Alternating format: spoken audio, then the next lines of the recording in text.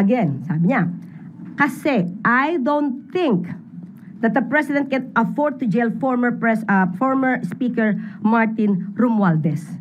So ito ay iniisip niya lang. Nakausap niya ba yung Pangulo ng diretso para malaman niya kung anong damdamin ng Pangulo patungkol dito sa mga tao na nasasangkot sa flood control mess? Kasi kung hindi niya nakausap ang Pangulo at hindi niya alam ang damdamin ng Pangulo, huwag siyang magsalita. Huwag siyang magsalita na parang may alam siya sa sinasabi ng Pangulo. Wala siyang karapatang maging spokesperson ng Pangulo. Si Congressman Irice ang isa sa pinakagusto kong makausap. Kaharap kayo. At tatanungin ko siya ng diretsyo. Saan ang gagaling ang lahat ng sinasabi mo? Hindi nagpatinag si Representative Igay Irice kay Yusek Claire Castro. Kanyang sinupalpal si Yusek Claire at ito yung kanyang sinabi. Kung may sino man na walang karapatang magpahayag ng sariling opinyon, yun ay si Yusek Claire. Dahil ang tungkulin niya ay ihatid ang mensahe ng Pangulo, hindi ang sarili niyang opinyon. Ipinamukha ni Congressman Irice kay Yusek Claire Castro na bilang tagapagsalita ng Malacanang, ang trabaho ni Yusek Claire Castro ay i-announce, iparating sa ating mga kababayan ang official na position, official na stand at official na mensahe ni Pangulong Bongbong Marcos Jr. Hindi yung sarili niyang personal na pananaw, sarili niyang opinion. Sumasang-ayon ba kayo kay Congressman Igay Irice o hindi sumasang-ayon? Pero ano ba talaga ang pangunahing trabaho o responsibilidad ng isang tagapagsalita ng Pangulo? Sa aking sariling pananaw, responsibilidad ng isang tagapagsalita na ipaliwanag ang mga pahayag, ipaliwanag ang pulisiya, ipaliwanag ang desisyon ng Pangulo.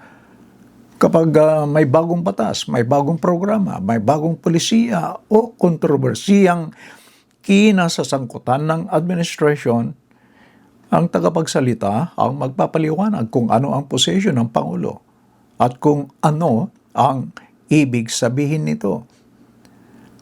Kung ako naman ang tatanungin, ginagawa naman ni Yusek Claire Castro ang kanyang trabaho.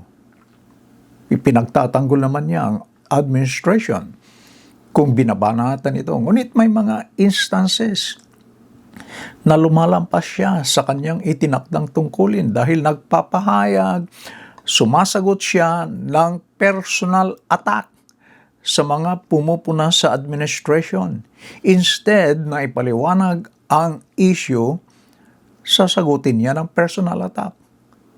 Kung gusto niyang umatake ng personal attack sa mga kritiko ng Marcos administration, huwag gamitin ang opisina ng Presidential Communications Office. Sa aking pananaw, ang PCO ay dapat hindi gamitin para sa personal na atakihin ang mga kritiko.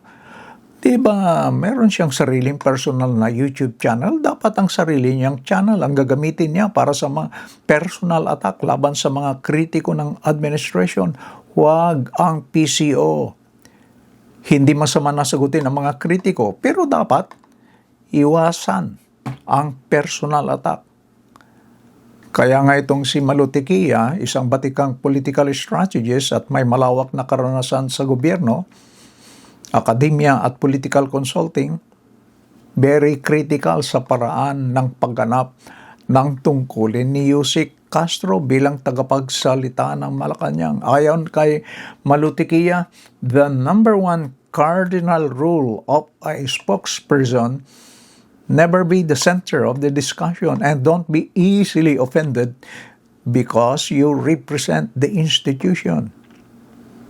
Ang isang tagapagsalita ay huwag maging sentro ng usapan, huwag madaling masaktan dahil ikaw ang kumakatawan sa institution. Sa madaling salita, sa pananaw ni Malutiquia, dapat maging kalmado lang si Yusek Claire Castro kahit na binabatikos na ang Malacanang o kaya siya na mismo ang binabatikos sagutin ang mga kritiko ng datos, maging diplomatiko. Napapansin ba ninyo na sa mga ilang press conference, press briefing ng Malacanang, may mga pagkakataon na napupunta sa personal attack ang kanyang mga sagot instead na nakatuon sa mga pagpapaliwanag, nakatuon sa information, detalye ng information o kaya'y position ng Malacanang. Hindi tulad ng mga previous spokesperson. Halimbawa, si Edwin Lacerda sa ilalim ni Yumaon President Noynoy Aquino. May hinahon ang kanyang pagsagot. Instead na atakihin niya ang mga kritiko, nagbibigay siya ng paliwanag. At ito ay detalyado. Kontrolado ang kanyang tono. Kalmado. Yan din si Martin Andanar. Kalmado rin siya. Bihira siyang masangkot sa mga personal na bangayan. Siya ay naging secretary ng PCOO sa ilalim ng Duterte administration. At siguro yung pinakakalmado, very diplomatic ang kanyang approach ay si Ernesto Abilla na naging spokesperson sa ilalim din ng Duterte administration. Itong tatlong aking mga binanggit na naging tagapagsalita, salungat ang kanilang image kumpara kay Yussi Claire Castro. Si Yussi Claire Castro, napakadali niyang mapikon. Pero kung kayo ang tatanungin, kayo ba ay sumasang-ayon o hindi sumasang-ayon kay Yussi Claire Castro sa pagganap ng kanyang tungkulin bilang tagapagsalita ng Pangulo? Please leave your comments below. Maraming salamat and please don't forget to like and subscribe. Bye-bye.